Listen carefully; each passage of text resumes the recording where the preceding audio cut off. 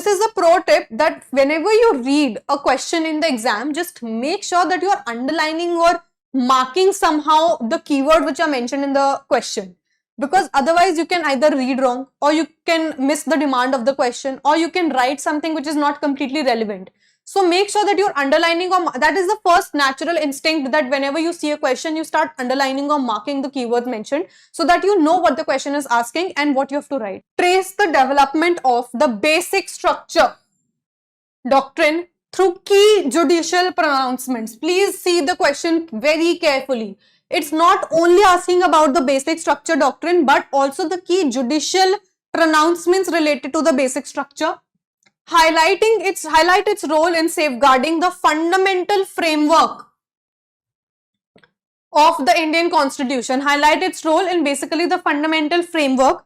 As a general tip, you can assume the fundamental framework to be talking about FRs and maybe DPSPs. We'll see. Okay, most of the fundamental provisions are always encapsulated in the FRs. So as a general understanding, you can assume the fundamental framework to be in context of the fundamental rights and the directive principles of state policy. So now the subtopic is the basic structure, obviously. Now why is this question important, or why is this question here? So the basic relevance of the basic structure doctrine is very important. It is how we keep our constitution alive even after 80 years of our independence now. So that is why this question is so important, and I'm sure most of you have already seen the PYQs which are related to either the amendment of the constitution, Article 368 of the constitution, or the judicial cases which have led up to the basic structure doctrine. The challenges with respect to the basic structure doctrine, because it's not constitutionally proclaimed, it is a judicial innovation. What can be improved in the basic structure doctrine? So all of these aspects encompass the framework of the basic structure doctrine question. This is our goal here, to attempt all of those questions through this one question.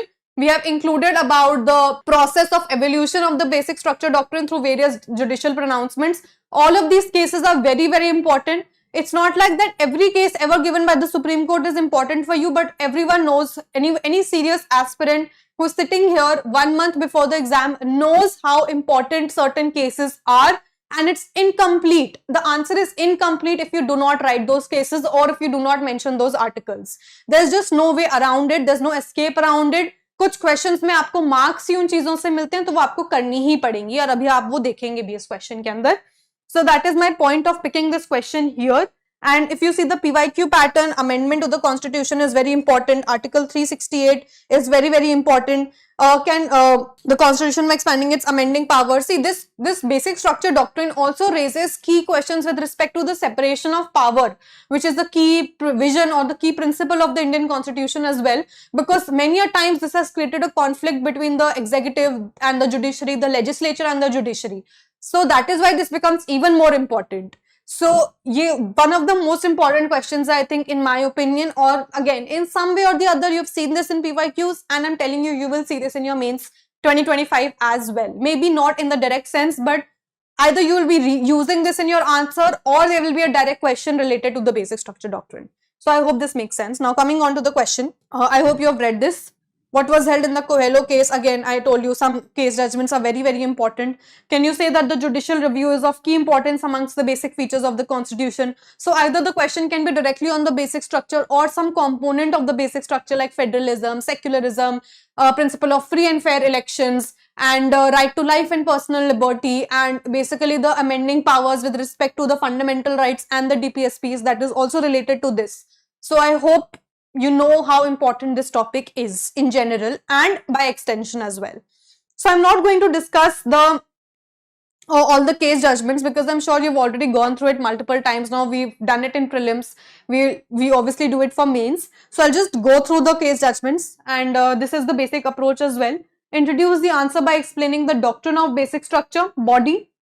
Discuss the evolution, because the question is also asking about the evolution of the doctrine of basic structure, citing case laws, very important.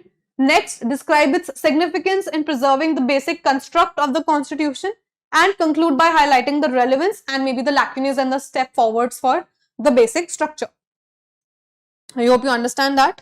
This is the basic introduction. It's just mentioning how the basic structure is the Indian judicial innovation. It is not constitutionally proclaimed, and it's very good if you mention Article 368 here or Part 20 of the Constitution, because these are the things which eventually are called as the value addition in your answer. There's no way around these. See, there are very handful of articles which you really need to remember, and Article 368 is one of them. So it's nice that you mentioned Article 368 in your introduction as well, so that the examiner knows that you understand which article or which part of the Constitution we are dealing with here. Then there's the development of the basic structure. See, this is a layout which has already been given in this PDF, and I'm already sure that most of you are aware of these cases. You're familiar with these cases. I'll just read through them very briefly.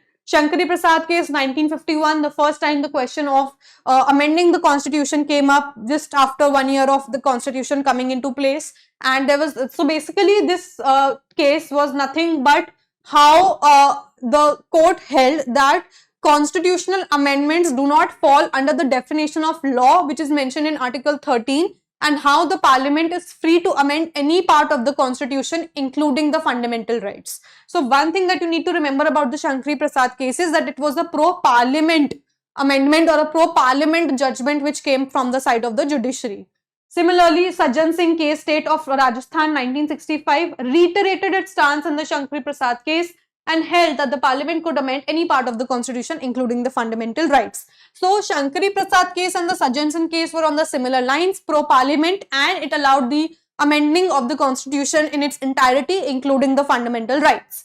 Now the major change which came was in the Golaknath case, wherein the Supreme Court basically held, Supreme Court went on a technicality which said that the parliament has the procedure in Article 368, the procedure to amend the constitution was given, and in theory the parliament could amend the constitution, but Article 368 does not mention that the parliament has the power to amend the constitution, and that is why that was the aim of the 24th constitutional amendment, because the parliament added the word, the procedure and the power to amend the constitution in Article 368. This was the entire thing about the Golaknath case, wherein the Supreme Court said that the जो parliament है उसके पास में procedure तो है constitution को amend करने का, लेकिन power नहीं है, and parliament ने उसका जवाब दिया था by the 24th constitutional amendment act. You don't need to listen to all of this, मैं बस एक background दे रही हूँ.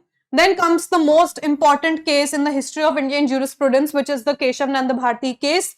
I am not going into any sort of details about this case. All of us have read this thousands of times, used it thousands of times, and you know the importance of this case and how an answer is incomplete in polity without mentioning this case at least 10 or 5 times, like 5 or 10 times in the entire paper.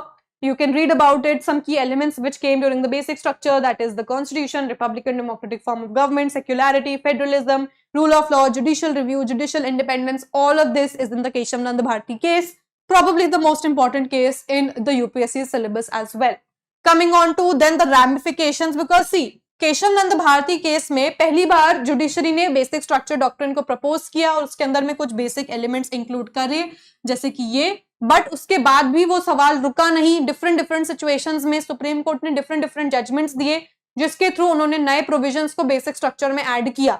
आज भी basic structure की कोई defined list नहीं है, वो judiciary के पास में है, वो फ्रीडम है to determine any constitutional amendment with respect to the basic structure doctrine. They can add, delete, subtract, modify it as per their convenience, but obviously through the principles of the constitution. Then we have the Indira Gandhi case, which was about the principle of free and fair elections. Minerva Mills case, again with respect to the amending power of the constitution with respect to the judicial independence. And then we have the Ihor Kehelo case, very important with respect to the 9th schedule of the constitution, which we all know about, and how it has allowed partial protection to the cases or to the provisions which are mentioned in the 9th schedule of the constitution. So all of you are aware about these cases, and this answer is incomplete without mentioning these cases and a little brief about it. You can do it in a table format as has been given here. It adds more neatness, presentation and clarity to your answer. Then despite its extra constitutional nature, the basic structure has immense significance in safeguarding the fundamental framework of the Indian Constitution. और इसमें यहाँ पे importance बताई गई है basic structure की, that is safeguard against majoritarianism. इसमें example भी दिया हुआ है, safeguard against judicial independence, for judicial independence, ठीक है. उसके बारे में बताया गया है about the secular and the federal fabric of the country. SR Bommai case के बारे में बताया गया है upguards the fundamental rights of the country, IR Coelho case के बारे में बताया गया है, preserves the democratic governance, Indira Gandhi versus Raj Narain case के बारे में बताया गया है।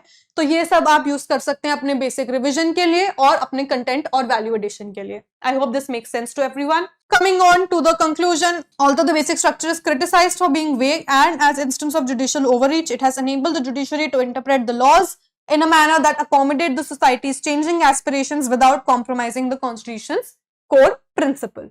A basic decent conclusion, you can use it if you like. If you have any other conclusion, you can use that too. It's up to you.